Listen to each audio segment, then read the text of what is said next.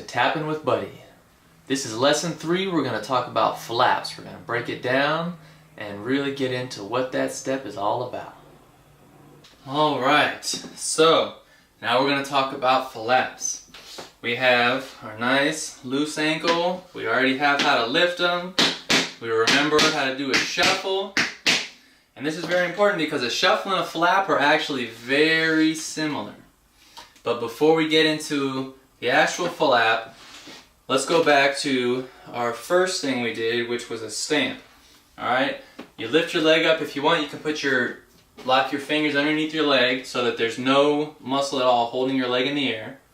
Alright, so go ahead and do that.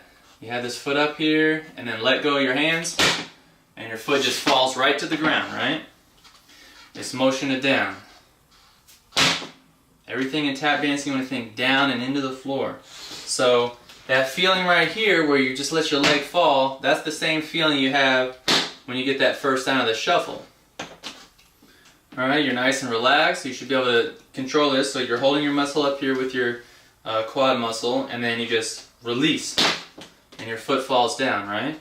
Now if you notice that time there was 2 crushed sounds. I had a toe heel right there because my foot was relaxed and I wasn't thinking about it. So let's try to do this down motion, but stop it before our heel touches the floor. So only our toe is going to make a sound. Alright, we lift it up and we just let go. And we stop, we just engage the muscles at the last second just before the heel would hit the ground. So it's like you're doing a stamp, but you stop it right when the toe hits the ground. Now if your foot is really relaxed and you have this nice down motion, you might be able to get 2 sounds out of that. You're going to get like that. But if you do it real fast and just let the foot drop to the floor, you get these 2 sounds. Now if you slow it down and make it very scientific, effectively what you're getting is the first part of a shuffle, where we had that, and then you're just putting the foot on the ground for the second sound. So instead of lifting it up, it's into the ground. And that would be a flap. The last part, which we haven't really covered, so you can do it like this and practice over and over again, getting that relaxed ankle. But to complete the flap, you need to actually transfer your weight.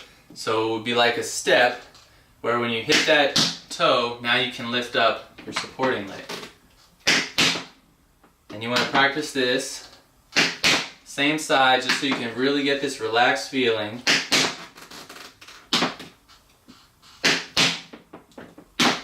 And if you really, get into it, your heel should never be on the ground. But you're still relaxed. You just engage your calf muscle right at the end when you hop onto it. Now when you lift this other foot, you want to lift it in front, right? Just like when we practiced in the first video lifting the foot up, you always want to lift it in front. If you lift like this, now you're not in a position to do your next flap. But if you lift like this, now you're ready to just release that foot and get it on the other side. So make sure you practice, the drop with the hands on each side so you can access, because each leg learns differently. And then the toe, just letting the toe hit the ground, and then your flap with both sounds. Make sure the heel doesn't touch, and then transfer your weight. And always make sure when you do that you lift. So as you get better and you get used to being relaxed and getting those sounds, you don't always have to jump your leg in there. You can keep it on the ground until you're ready to lift it.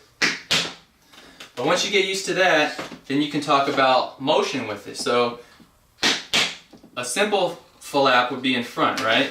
You drop the toe, and it's right there in front of your other foot.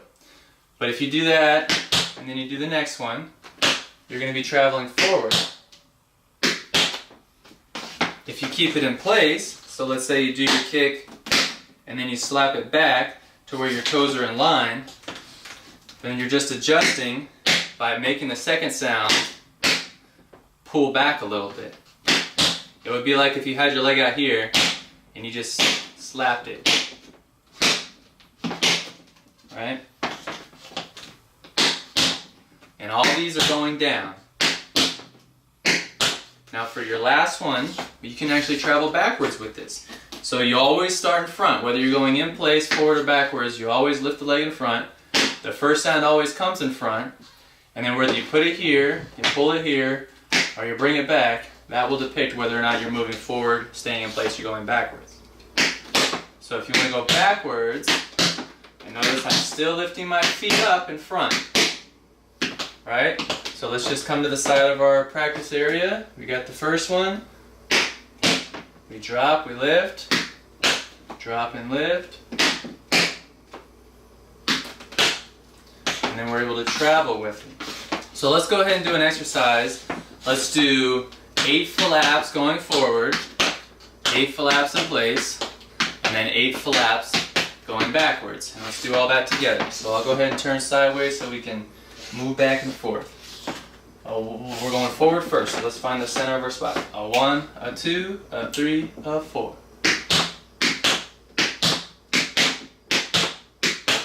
Stay in place.